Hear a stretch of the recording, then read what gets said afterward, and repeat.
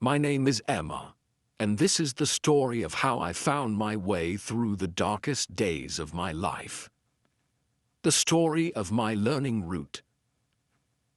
It's not a straight path, and it wasn't easy. But sometimes the things that hurt us the most shape us into who we're meant to become. I was 14 when life started feeling heavy. It wasn't sudden, like a storm crashing in one night. It was slow, like a steady drizzle that soaked through my skin. School felt harder than it should, and I'd sit at the back of the class pretending to listen. My friends, they never knew what was happening inside me. I smiled when they told jokes and laughed at all the right times, but it felt like wearing a mask every day. I remember one evening in October. It was cold, and the autumn leaves covered the streets in shades of red and gold. I sat in my room, tears rolling down my cheeks, holding my math notebook. The numbers blurred, and my heart ached. I had tried so hard, but I just couldn't get it right. That was the first time I cried so hard that my chest felt like it would burst. Why can't I be like everyone else? I whispered to myself. My mom knocked on the door and I quickly wiped my tears. "I'm fine, Mom," I lied, forcing a smile. But inside, I was sinking. Days turned into weeks, and my grades began to slip. Teachers said I wasn't focusing enough. They gave me advice, but none of it helped.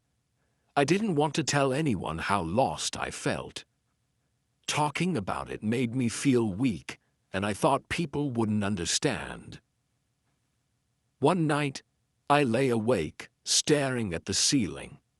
My heart was heavy with loneliness. I kept wondering if things would ever get better. The thought of quitting crossed my mind more than once.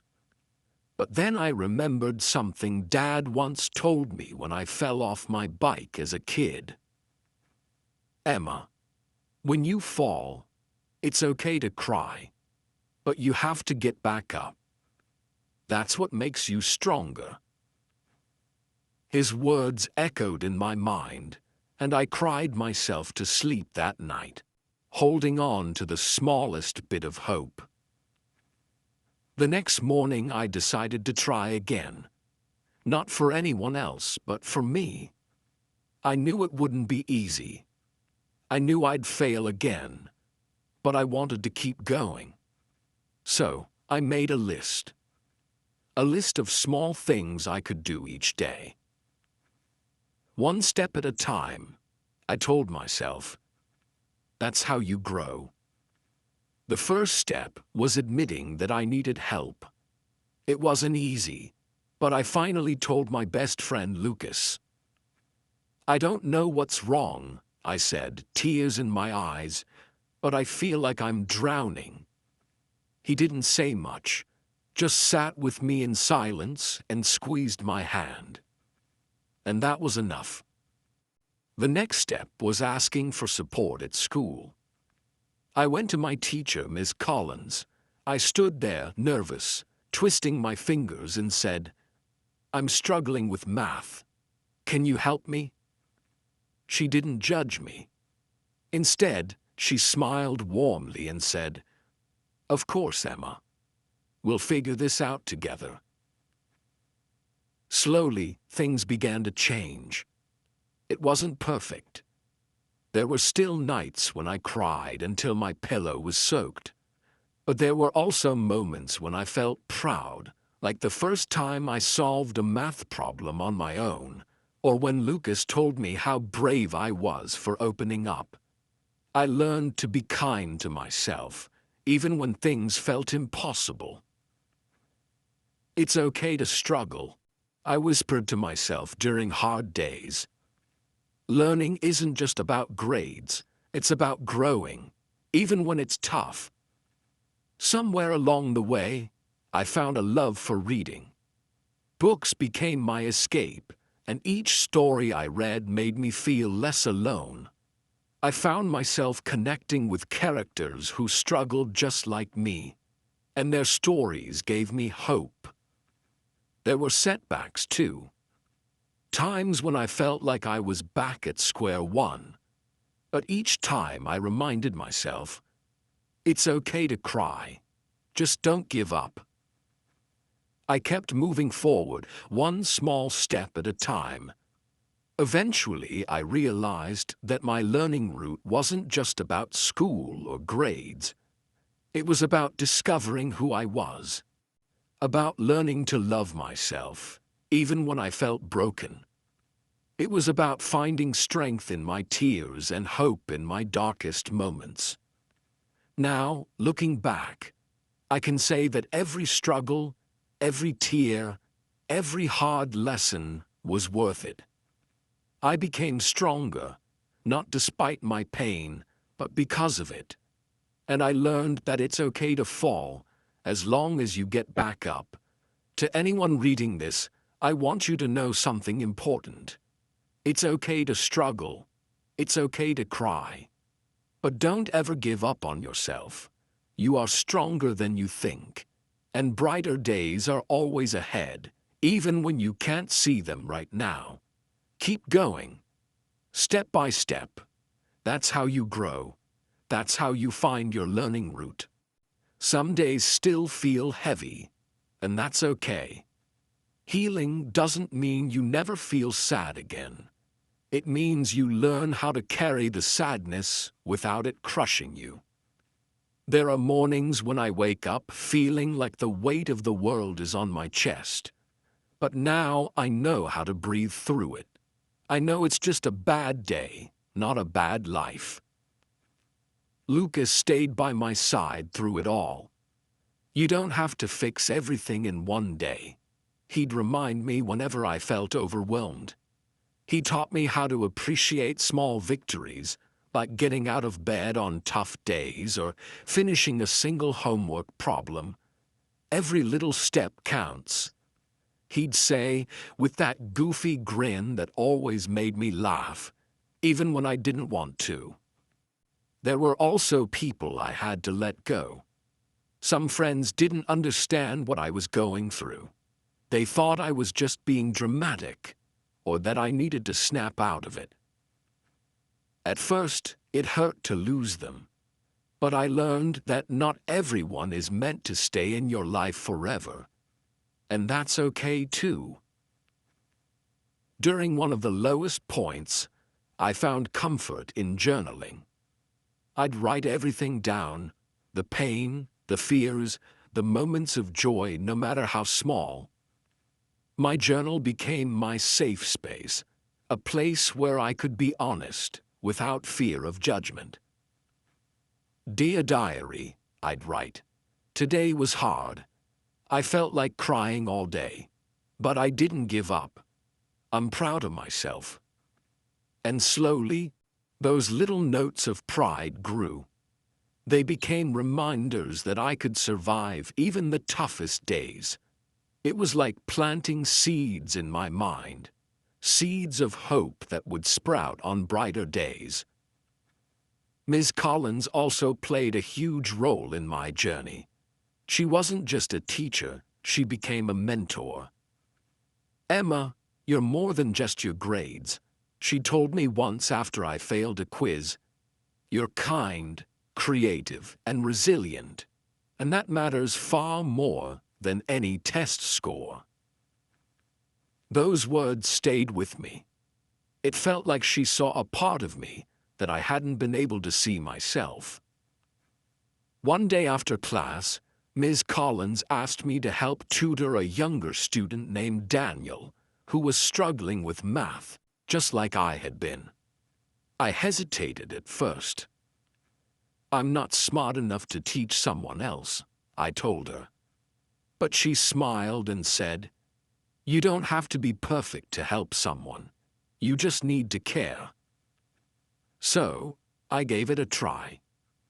Working with Daniel was challenging. but it also felt good. Seeing him slowly understand things reminded me of how far I had come, and for the first time in a long while, I felt truly proud of myself. Helping Daniel made me realize something important. Even when you're struggling, you can still be a light for someone else. Your scars can become someone else's survival guide. Over time, I learned to manage my emotions better. I found healthier ways to cope, like going for walks, painting, and listening to music. I discovered that crying wasn't a sign of weakness, but a way of releasing what my heart couldn't carry anymore. There were nights when I still cried, but they weren't like before. Now those tears felt different, less like drowning, more like healing. It was as if each tear washed away a little bit of the fear and pain. One rainy afternoon, I sat with my mom on the porch. We didn't say much, just watched the raindrops race down the glass. And then, out of nowhere, I told her everything. How lost I had felt. How hard it had been to keep going. Tears welled up in her eyes as she held me close. "I'm so proud of you, Emma," she whispered. "You've grown so much, and I love you more than words can say." In that moment, I realized that love, real, unconditional love, is the strongest thing in the world. It doesn't fix everything, but it makes the weight a little easier to bear. Now, at 16, I see life differently. I know that struggles don't define me, they shape me. I've learned that it's okay to ask for help and that it's okay not to have everything figured out. Life is a journey, not a race. And my learning route, it's still growing. Every new challenge, every setback, and every triumph adds another branch to it. If you're reading this and feeling lost, I want you to know you're not alone. It's okay to feel scared. It's okay to cry. But please, don't give up. There's a whole world waiting for you, full of beauty, hope, and love. Take it one day at a time. Celebrate the small victories, no matter how tiny they seem. Surround yourself with people who lift you up, not tear you down. And most importantly, be kind to yourself. Because just like roots growing underground, even when you can't see it, you are growing too. The journey didn't end there. Life kept testing me, but every challenge I faced taught me something new. There were still nights when I felt small and unsure, but I had tools now. Lucas's steady friendship, Miss Collins' wisdom, and the strength I discovered within myself. When I turned 17, I started volunteering at a local mental health center. It was a small place that offered support groups for teens struggling with anxiety and depression.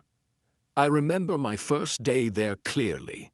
I was nervous, palms sweating, afraid I wouldn't know what to say. But when I sat in that circle, listening to others share their stories, I felt something shift inside me. Each person had their own struggles. Some were dealing with broken homes, others with academic pressure or loneliness. As I listened, I realized how connected we all were in our pain. It made me feel less alone. And for the first time, I believed that my story could make a difference. One afternoon, a girl named Mia sat beside me after the session. Her voice was soft, almost a whisper. "I feel like I'll never be enough," she said. her eyes filling with tears. I looked at her, remembering all the times I had felt the same way. "I know what that feels like," I told her gently. "But you are enough right now just as you are. And it's okay not to have everything figured out. It takes time, and you're not alone." Mia's face softened, and in that moment, I understood something important. Sometimes all someone needs is to be seen, to know that their struggles are valid, and to hear that they're not alone. As the months passed, I began speaking more openly about my mental health. I wrote articles for the school paper, sharing my story with others. At first, it was terrifying, bearing my soul for everyone to see. But the messages I received from classmates and strangers made it all worth it. "Thank you for sharing," one note read. "Your story gave me hope when I needed it the most." I realized that vulnerability wasn't a weakness. It was a strength.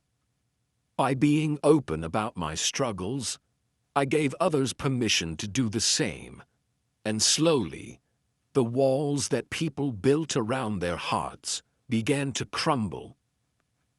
Not every day was easy. There were still moments when I doubted myself, when I wondered if I'd ever truly be okay. But now, I had learned to ride the waves instead of drowning in them. Some days, I'd let myself cry, knowing that tears weren't a sign of defeat, but a way of releasing what no longer served me. And through it all, my learning route kept growing. It wasn't perfect or smooth. There were twists and knots along the way, moments of pain, setbacks, and lessons learned the hard way. But that's the beauty of growth. It's messy, unpredictable, and uniquely ours. On my 18th birthday, Lucas gave me a small notebook. "For all the new memories you'll make," he said with a smile. I hugged him tight, grateful for his unwavering presence in my life. Friends like Lucas are rare, and I knew how lucky I was to have him. The pages of that notebook soon filled with new experiences, adventures, dreams, and moments of joy. Some pages held stories of hard days too, but they were always followed by notes of hope. I learned that life is a mix of light and dark, joy and sorrow, and that's okay. You don't need to have everything figured out right away. The important thing is to keep going, one small step at a time. When I graduated high school, I gave a speech at the ceremony. My heart raced as I stood on the stage, but I knew the words I wanted to say. "I used to think that learning was just about grades," I began, my voice steady. "But the truth is, the most important lessons aren't found in textbooks. They're found in the moments when we feel like giving up but choose to keep going. In the friendships that carry us through tough times, and in the quiet strength we discover within ourselves." The audience was silent, listening closely. I took a deep breath and continued. "Life will challenge you. There will be days when you feel lost, when it seems like everything is falling apart. But I want you to remember something. You are not alone. And no matter how hard things get, there is always hope. You are stronger than you think, and your story matters."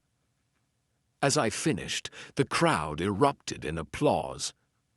I smiled, feeling a sense of peace I hadn't known before. This was my story, one of struggle, hope, and growth, and it was far from over. The future stretched before me, uncertain and full of possibilities, but I wasn't afraid. I knew that no matter what came my way, I had the tools to navigate it. My learning route was strong, and it would keep growing no matter what storms came my way. And so, I leave you with this. Life isn't about having all the answers. It's about embracing the journey, the ups and downs, the joy and pain. It's about finding beauty in the struggle and strength in your tears. Keep going. Keep growing. Your learning route is waiting to blossom, and the world is better with you in it. After graduation, life felt like a blank canvas, exciting and terrifying all at once. College was just around the corner, and while most people were thrilled, I felt a familiar knot tighten in my chest. Would I be able to handle it? Would the old struggles come back to haunt me? I spent that summer trying to prepare, but not just by shopping for dorm supplies or registering for classes. I prepared my mind. I promised myself that if things got hard again, I'd ask for help sooner. No more pretending I was fine when I wasn't. No more suffering in silence. Before I knew it, moving day arrived. My parents helped carry my boxes to the tiny dorm room, and Lucas sent me a silly text. Don't forget, if the people in your dorm are weird, just call me. I'll come rescue you. I laughed out loud, feeling a little braver, because I knew he was only a phone call away. That first week at college was overwhelming. New faces, new classes, new everything. It felt like being tossed into deep water without knowing how to swim. But this time, I didn't drown. I reached out. I signed up for a peer support group on campus, and on the first day, I sat nervously in a circle of strangers. Everyone looked as lost and scared as I felt, and it made me realize that I wasn't the only one struggling with the transition. When it was my turn to share, I took a deep breath. "Hi, I'm Emma," I said, "and, well, I'm scared. But I'm also really trying to believe that it's okay not to have everything figured out." Heads nodded around the circle, and I felt a sense of belonging I hadn't expected. It was strange how comforting it was to be surrounded by people who didn't judge me, who knew exactly what it felt like to be unsure. The next few weeks were full of ups and downs. There were moments when I felt like I belonged, like when I made a new friend, Sarah, during a late-night study session. She had the warmest smile and confessed she had cried in the bathroom on her first day. "Same," I admitted with a laugh. And just like that, a new friendship began.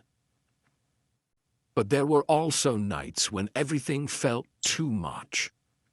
I'd sit on my bed, staring out the window, wondering if I was cut out for this new life.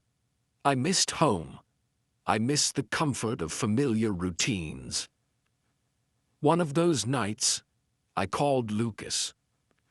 The moment I heard his voice, I broke down. "I don't know if I can do this, Lucas," I whispered, tears streaming down my face. He was quiet for a moment, then said softly, "Emma, you don't have to be perfect. Just keep going, even when it feels hard. One step at a time, remember." And so, I kept going. Some days were still hard, but I learned to celebrate the small victories. Getting out of bed on tough mornings, passing a quiz I thought I'd fail, or even just finding time to take care of myself. It all mattered. As the semester passed, I discovered new passions. I took a psychology class that opened my eyes to the importance of mental health, and suddenly, everything clicked. I wanted to help people, the way Ms. Collins, Lucas, and the support group had helped me.